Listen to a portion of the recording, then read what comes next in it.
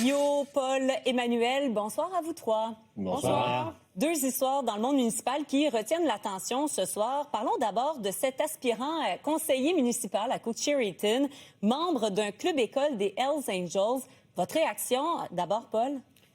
Étonnant, troublant aussi.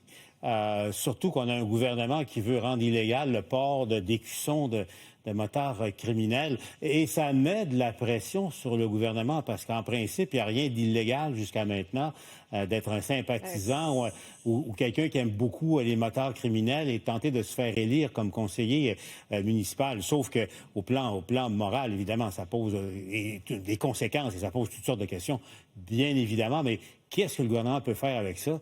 Ouf. Et Emmanuel, bon, pas illégal. Au DGEQ, on dit c'est dans les règles. La Sûreté du Québec a été interpellée aussi. Ça t'étonne? Bien, c'est sûr que c'est surréel comme situation, on s'entend. Mais en même temps, on l'accuse et on le fait condamner pour son association avec les Hells, où il est un citoyen. Et à un moment donné, oui, c'est au gouvernement d'agir, mais le vrai verdict dans la démocratie, il revient aux citoyens. C'est un peu comme pour la liberté d'expression. On peut pas être pour seulement quand ça fait notre affaire.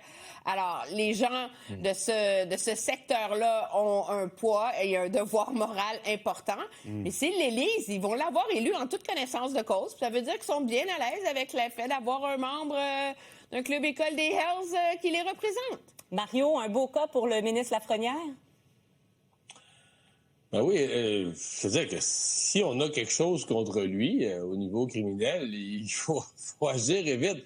Mais de façon générale, c'est la règle générale dans toutes les démocraties, c'est des conditions pour se présenter, là, pour voter, pour se présenter, on les réduit au minimum. En fait, il faut être citoyen, il faut avoir 18 ans, parce qu'on se dit, justement, pour des embauches, probablement qu'avec un dossier comme ça, tu pourrais pas être coach d'une équipe de soccer, tu pourrais pas être embauché dans une garderie. C'est tentant pour les gens de dire, ben là, tu pourrais être conseiller municipal, mais aussi fou que ça puisse faire paraître. Oui, parce que l'idée de la démocratie, c'est que ce soit universel, là, dans sa forme la plus pure, puis après ça, le peuple choisit, le peuple est souverain, le peuple décide. Ceci dit, là, le fait de fournir l'information comme média, on fait notre job, parce que c'est l'ultime rempart, c'est que l'information circule, que les gens soient au courant de pour qui ils votent. Ah, t'as raison, Marie.